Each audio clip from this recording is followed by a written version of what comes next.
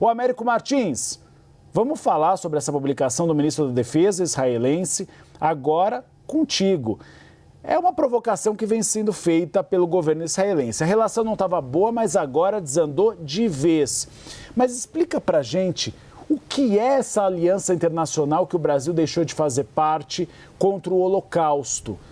Porque eu não sabia, não tinha ideia do que era essa entidade, mas é uma crítica muito forte do governo israelense sobre a retirada do Brasil.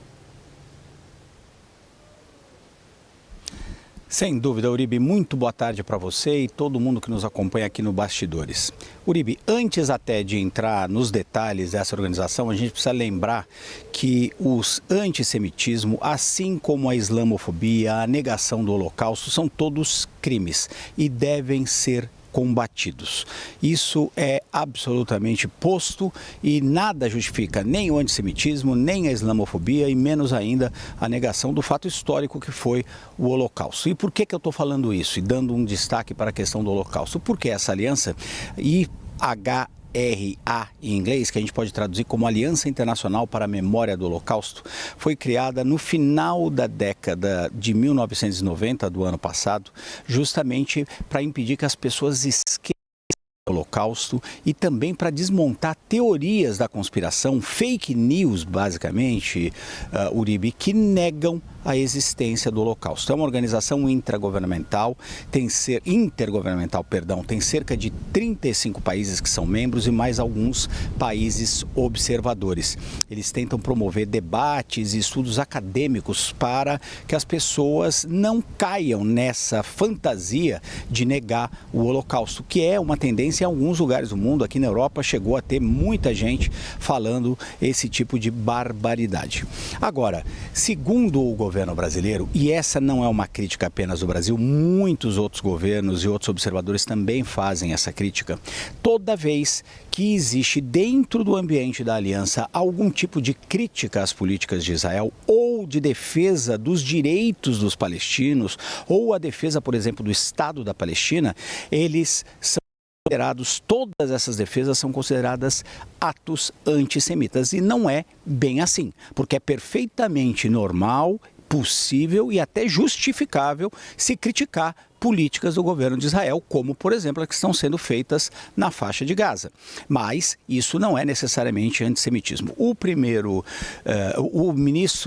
ex-ministro das Relações Exteriores e o principal assessor do presidente Lula para assuntos internacionais, o Celso Amorim, justificou recentemente numa entrevista para o Roda Viva porque o Brasil deixou a aliança. Justamente por conta disso. O Brasil, em vários momentos, teria defendido os direitos dos palestinos, criticado as ações do governo israelense, que já deixaram mais de 62 mil mortos na faixa de Gaza e sempre eram taxados ali como movimentos antissemitas. Foi por conta disso que o Israel Katz, que é o ministro da Defesa de Israel, fez essas provocações contra o presidente brasileiro, inclusive dizendo que o presidente seria, aspas, um aliado do Hamas, fecha aspas. Esquece-se ele que o governo brasileiro vem criticando o Hamas desde que o Hamas deu início a essa guerra, com aquelas atrocidades em outubro, e também vem defendendo a libertação, obviamente, de todos os reféns que continuam nas mãos do Hamas. Então não existe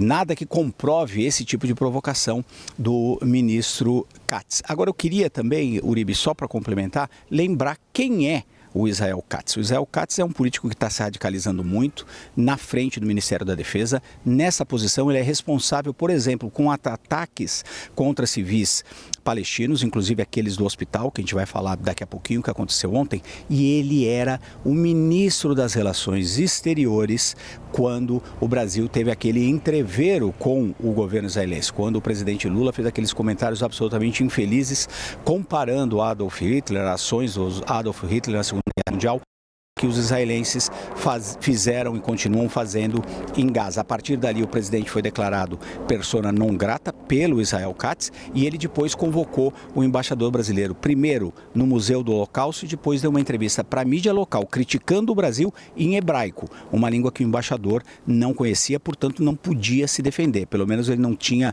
toda essa afluência para poder defender o Brasil. O Itamaraty considerou corretamente que isso foi uma tentativa de humilhar a diplomacia brasileira e o embaixador retirou o embaixador do país e ali as coisas começaram a desandar. Esse é o Israel Katz, que usa muito as redes sociais para tentar provocar os seus rivais.